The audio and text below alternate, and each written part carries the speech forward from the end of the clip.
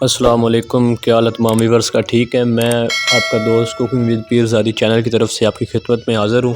آپ سب کو میری طرف سے بہت بہت جشن آزادی مبارک ہو۔ تو اللہ پاک آپ کو خوش رکھے اور ہمارے ملک کو سلامت رکھے اور خوشحال رکھے اور اس کو مزید ترقیاں نصیب فرمائے۔ آپ کو یوم آزادی پاکستان کے بارے میں تھوڑا سا آگاہ کرتا جاؤں۔ جو سے یوم آزادی 14 اگست کو منایا جاتا ہے۔ 14 اگست کو پاکستان میں آزادی کا دن مطلب کہ آزادی کے نسبت سے منایا جاتا ہے۔ یہ وہ دن ہے جب پاکستان 1947 کو طویل انگریزوں کی غلامی سے آزاد ہو کر معرض وجود میں آیا۔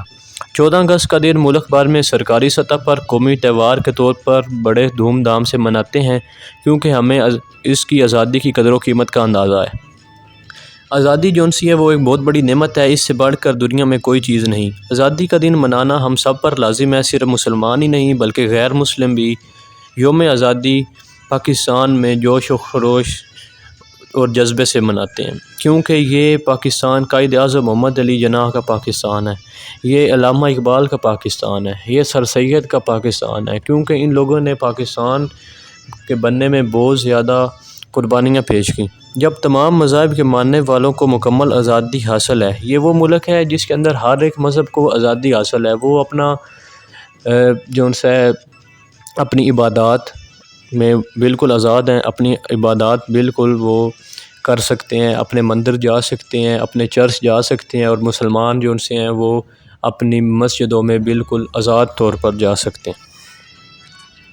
ہمیں آزادی کی قدر و قیمت کا بالکل نہیں پتہ۔ اگر آزادی کی قیمت کا پتہ لگانا ہے تو فلسطین کی عوام سے پوچھا جائے، اگر آزادی کی نعمت کو پہچاننا ہے تو مظلوم کشمیریوں سے پوچھا جائے، اگر آزادی کی نعمت کو پہچاننا ہے تو غزہ کی عوام سے پوچھا جائے، برما کی عوام سے پوچھا جائے۔ اس لیے آزادی کی قدر کرو اور اپنے ملک کے لیے کوشاں رہو، یہ میرا آپ کے لیے میسج ہے۔